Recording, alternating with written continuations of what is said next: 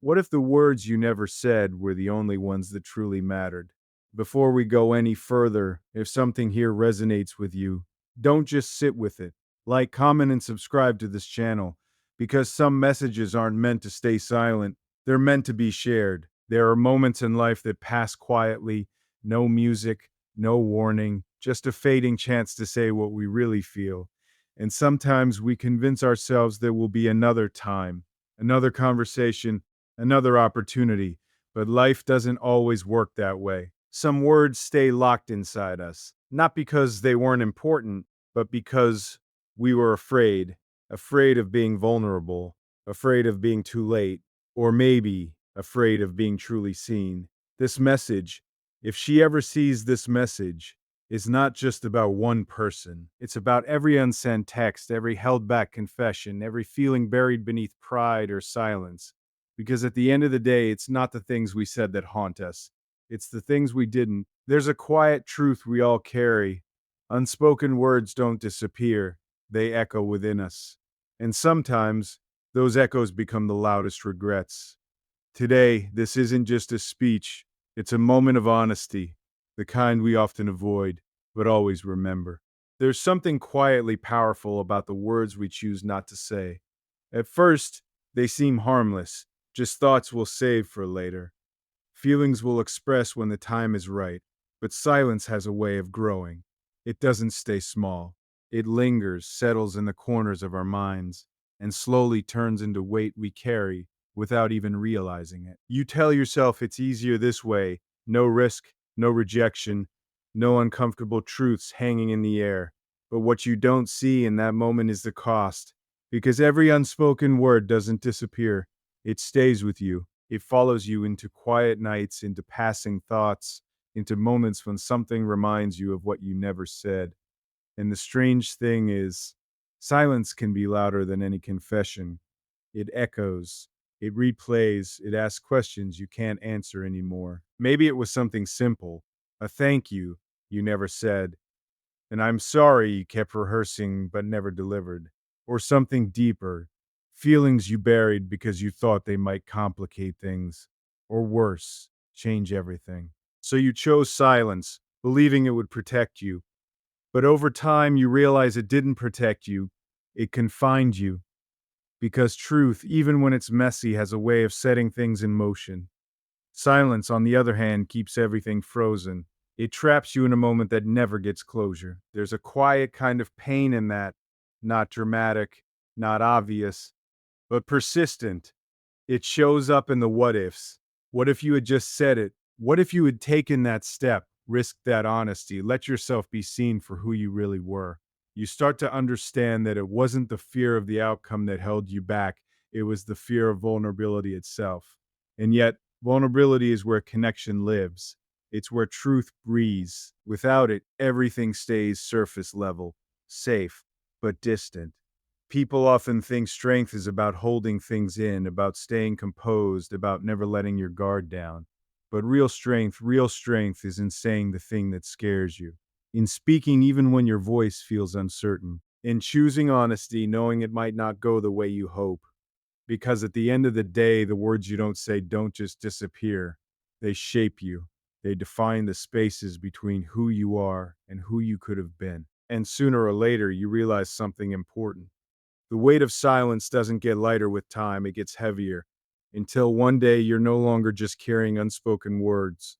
You're sure carrying regret. And that's where the shift begins, where you start to question whether the fear of speaking up is really worth the cost of staying silent. And once you start to see that weight for what it really is, you come face to face with the reason it was there all along: fear. Not the loud, obvious kind, but the quiet kind that disguises itself as logic, the kind that tells you, stay composed, don't risk it, don't make things complicated. It sounds reasonable, even wise. But underneath it, there's something deeper holding you back. It's the fear of being seen without filters.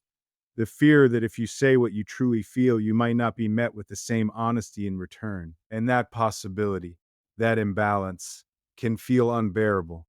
So instead, you hold back.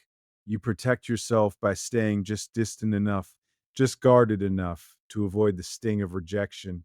But here's the truth most people don't like to admit: avoiding vulnerability doesn't actually protect you, it isolates you. Because vulnerability isn't weakness, it's exposure.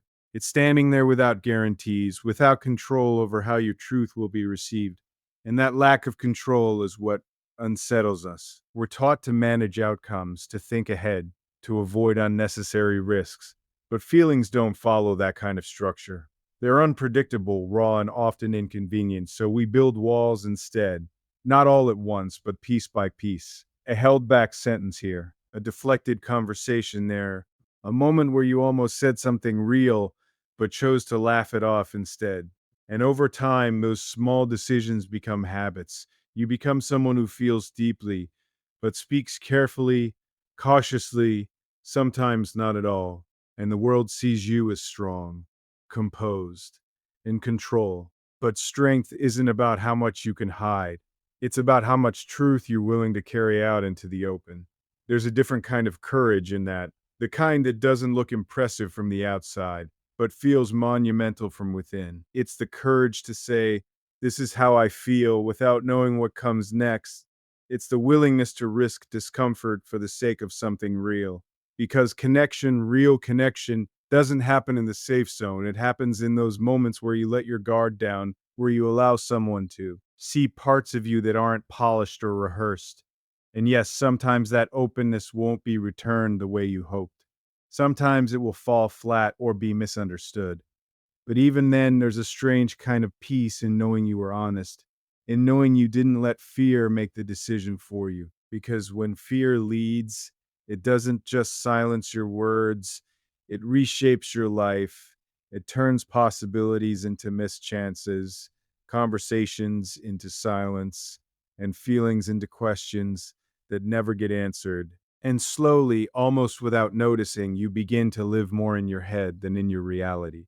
You imagine what could have been instead of experiencing what is. You rehearse conversations that never happen. You hold on to emotions that never get released. And that's when you start to realize fear isn't just about the moment. It's about the time you lose because of it. Because every second spent waiting for the right moment is a second that never comes back. And eventually that idea begins to surface, the one we often push away the most. Maybe there isn't always time. Maybe there isn't always time. That's the thought we avoid, the one we quietly push aside because it disrupts the comfort of later. We tell ourselves there will be another chance, another day when the words come easier, when the moment feels right, when everything aligns perfectly. But life doesn't wait for perfect timing. It moves, whether you're ready or not, and that's where the illusion begins.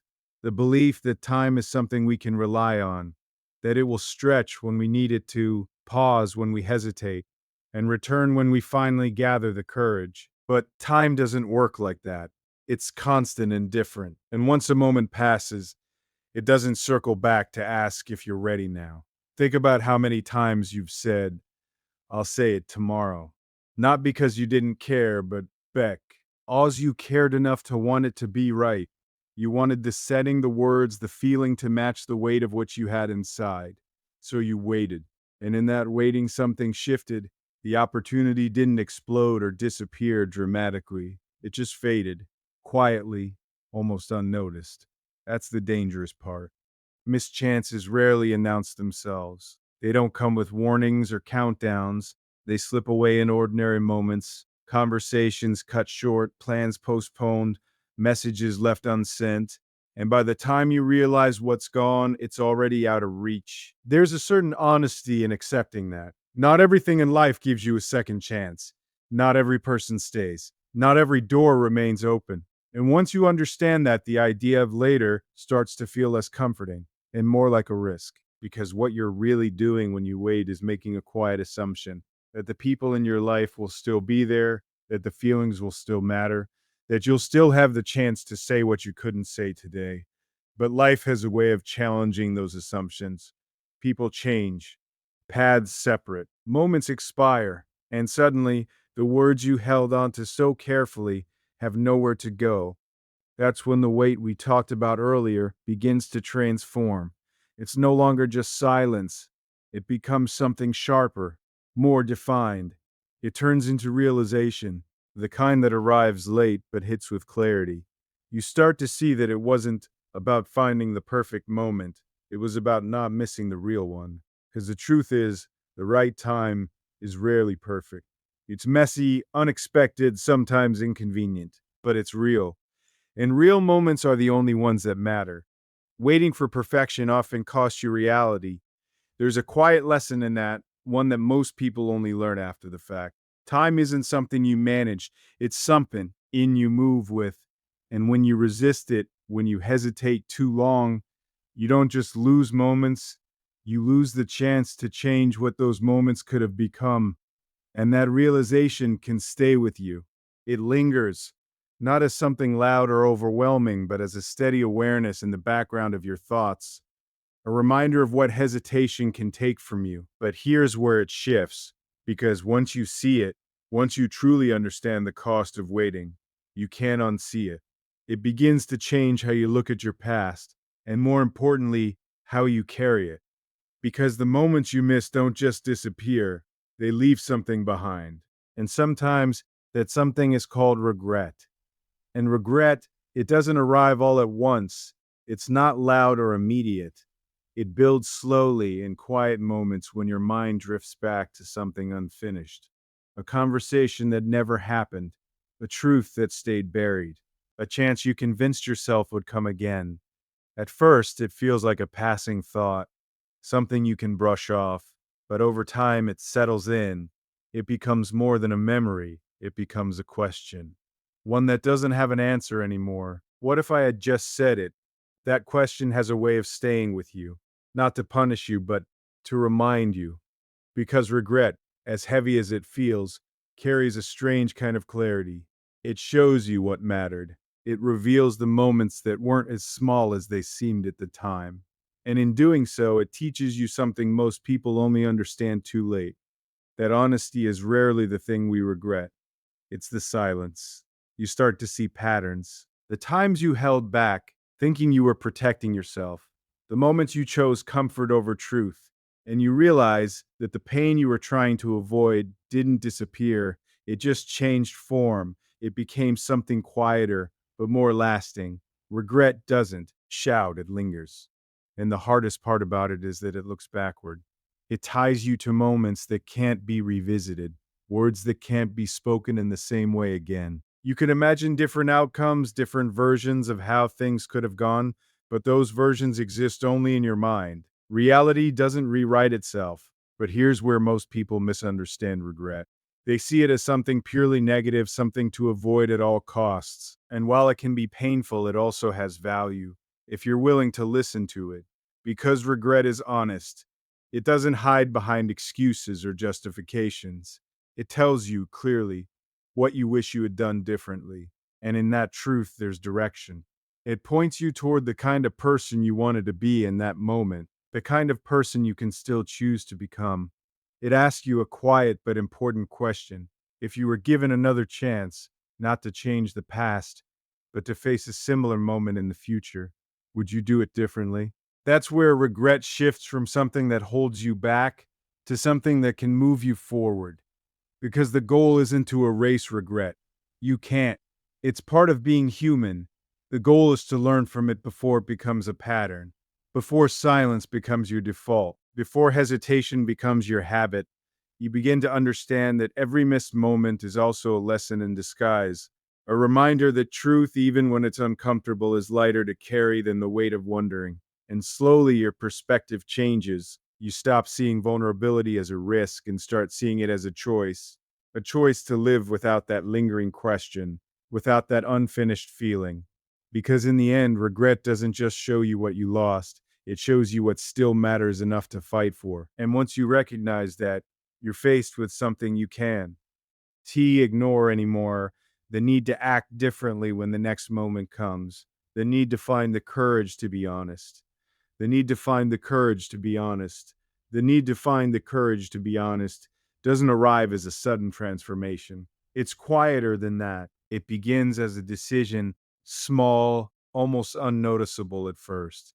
A shift in how you respond when the moment asks something real of you. Because courage in this sense, isn't about being fearless. It's about choosing truth even while the fear is still there. You feel it in your chest before you say anything. That hesitation, that voice telling you to keep it safe, to keep it simple, to avoid the weight of what you actually want to say. And for a second, you're standing at a crossroads you've been to before. One path familiar and silent, the other uncertain and exposed. But this time, something is different. You remember the weight, the silence, the regret that followed, and it's not loud, it's not overwhelming, but it's enough. Enough to make you pause and choose differently. So you speak. Not perfectly, not with rehearsed words or polished sentences, but honestly. And in that moment, something shifts. Not necessarily in the world around you, because you can't control how someone else will respond, but within you. There's a kind of clarity that comes with saying what's real, a sense of alignment between what you feel and what you express. And that alignment is freeing, because for once, you're not carrying anything unsaid. That's the part people don't talk about enough. Honesty doesn't guarantee a perfect outcome. It doesn't ensure things will go the way you hope. Sometimes it complicates things. Sometimes it changes dynamics. Sometimes it even leads to endings you didn't expect. But even then, there's something steady about it, something grounded. Because you know you didn't hide, you didn't let fear decide for you. And that kind of courage builds over time. It doesn't eliminate fear, it changes your relationship with it. You stop seeing fear as a stop sign and start recognizing it as a signal, a sign that what you're about to say matters, that it's worth saying. You begin to trust that. And with that trust, your choices start to shift.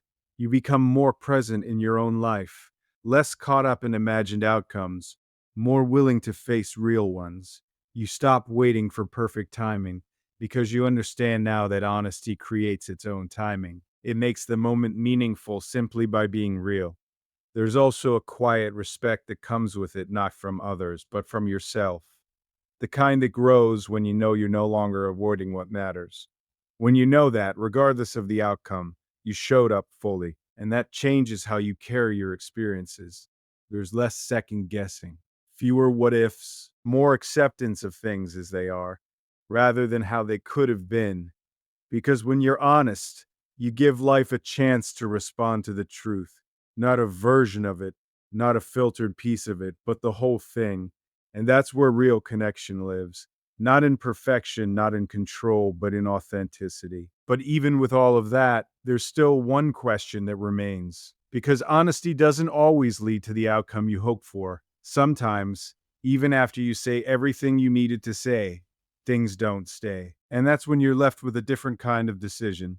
Not about whether to speak, but about whether to hold on or finally let go.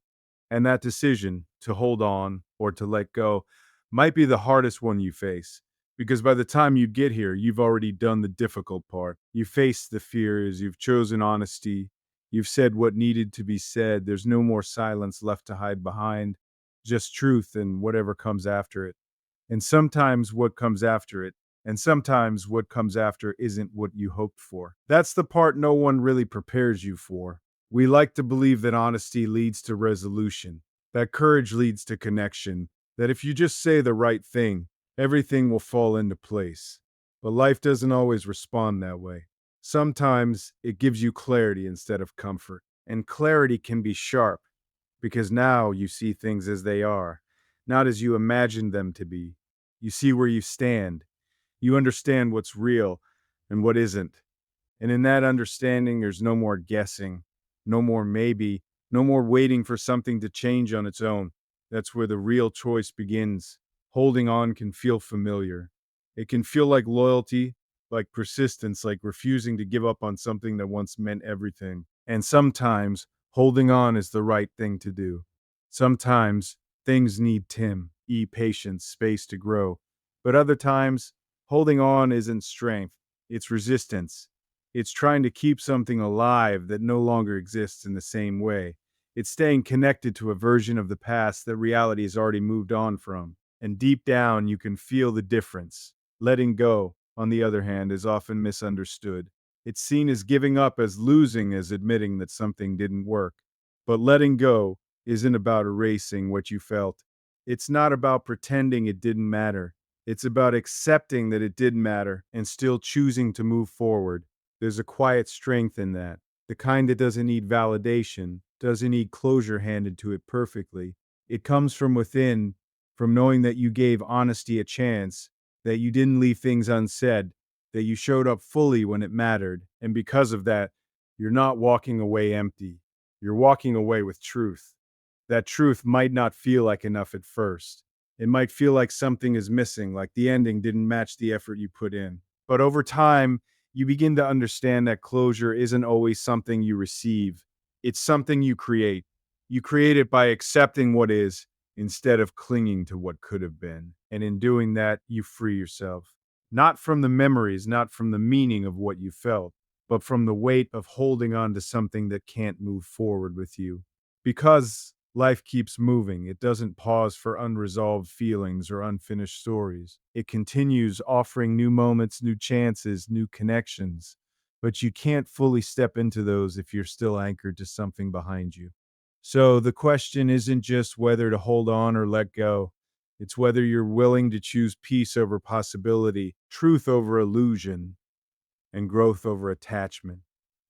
Because in end, letting go isn't the loss of something meaningful.